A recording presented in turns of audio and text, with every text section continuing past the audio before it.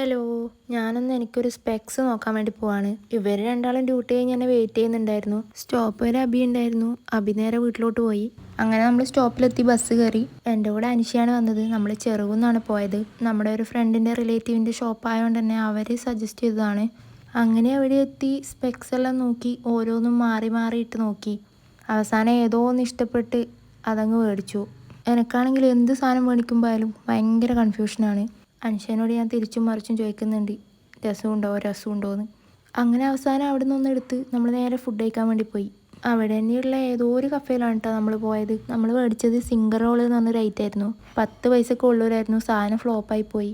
പിന്നെ ഒരു ജ്യൂസും മേടിച്ച് കഴിച്ച് അവിടെ നിന്ന് നേരെ ഇറങ്ങി. സമയം ലേറ്റ് ആയതുകൊണ്ട് തന്നെ ഞാൻ നേരെ ഹോസ്റ്റലിലേക്ക് പോയി.